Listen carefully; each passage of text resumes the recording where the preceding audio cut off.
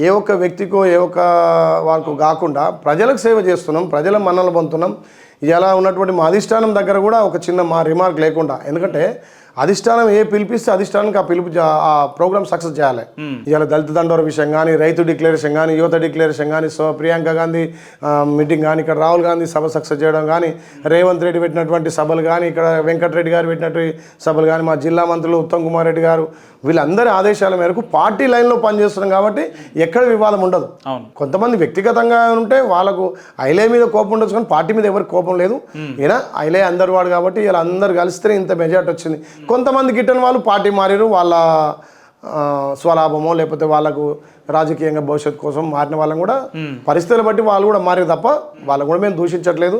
రాజకీయాలు అనేది ఎప్పుడు ఒక తీరు ఉంటుంది. రాజకీయం అంటేనే చదరంగం, ఎప్పుడు ఏం చేయాలి ఎప్పుడు ఏం చెక్ పెట్టాలని ఆలోచన చేస్తారు కాబట్టి ఒకరొకరు నిర్ణయం ప్రకారం వాళ్ళు పార్టీలు మారి ఉండొచ్చు.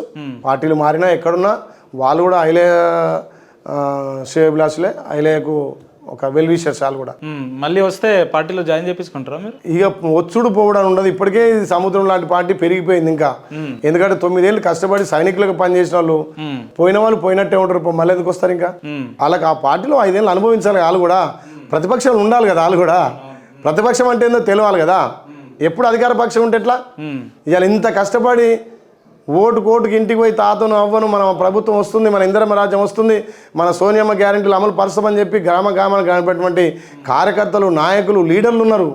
మాకు వీళ్ళు సరిపోతారు, ఇంకెందుకు మాకు? అన్న సూటిగా మాట్లాడండి అన్న, ఎమ్మెల్యే గెలవడానికి బీర్లా ఐలయ్య గారు ఎన్ని వందల కోట్లు ఖర్చు పెట్టింది? ఇప్పుడు నాతన 100 కోట్లు ఎక్కడివి? మహేందర్ రెడ్డి అన్నాడు ఏ వాతాన పైలు ఎక్కడివి అని ఫుట్బాల్ తేలింది అన్నాడు. ఆయన తన పైసలు లేవు, ప్రెస్ వాళ్ళకి ఇస్తలేడు, వీళ్ళకి ఇస్తలేడు, ఆ చెక్కులు ఇస్తుడు అని చెప్పిండు. చెక్కులన్నీ బోన్స్ అయినాయట.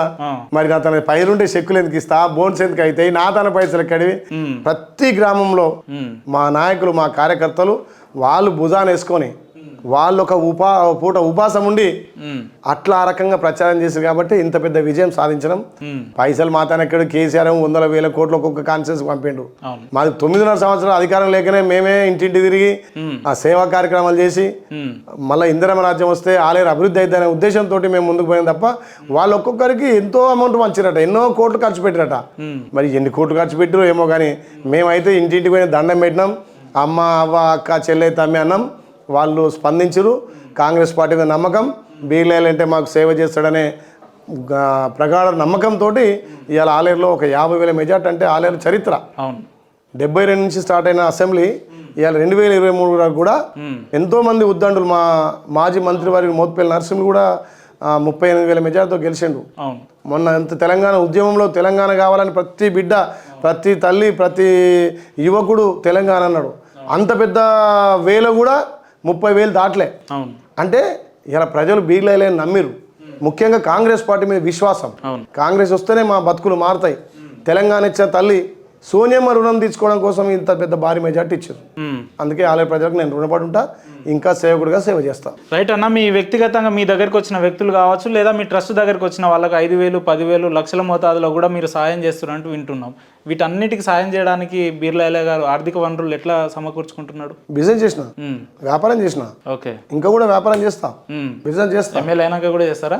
సమయం ఉన్నప్పుడు బిజినెస్ చేసుకోవచ్చు, తప్పేముంది. మరి అందరు చాదాలంటే, అందరికి పేదోళ్ళకి సాయం చేయాలంటే, ఇంత బియ్యమో ఇంత పెళ్లికో ఇవ్వాలంటే ఏదైనా ఖాళీ టైంలో ఇంత బిజినెస్ చేయాలి కదా. నాకు వ్యాపారం ఉంది, పౌల్ట్రీ ఉంది, డైరీ ఉంది. నాకు నెలకు 2 లక్షలు 3 లక్షల పౌల్ట్రీ వస్తుంది. నాకు తోటలు ఉన్నాయి, వ్యవసాయం. సంవత్సరానికి కనీసం 70-80 పుట్లు పండుతాయి. అది ఒక మండలం మొత్తం 2 మండలాలు సరిపోతాయి. అన్ని బియ్యం ఒడ్లు అమ్మనేను, ఒడ్లు పట్టిస్తా, బియ్యం చేస్తా. ఎవరికి పెళ్ళి అయితే వాళ్ళకు 50 కిలోలు పంపిస్తా. ఎవరికి ఏమైనా దశదిన కర్మ పేదోళ్ళు ఉంటారు కదా, ఆ దినాలకు 50 కిలోల బియ్యం పంపిస్తా. అది కాకుండా మా మిత్రులు కొంతమంది ఉన్నారు. ఇప్పుడు మా ఐలన్ ఉన్నాడు, ఆయనకు రేపు 100 బస్తాలు పంతాయి. అన్నానికి 25 బస్తాలు ఇస్తాను, పేదలకు సాయం చేస్తాను, అట్లాంటి వాళ్ళు ఇస్తారు. మా మిత్రులు ఉన్నారు, నాకు ఆ రకంగా కూడా డొనేషన్ చేస్తారు.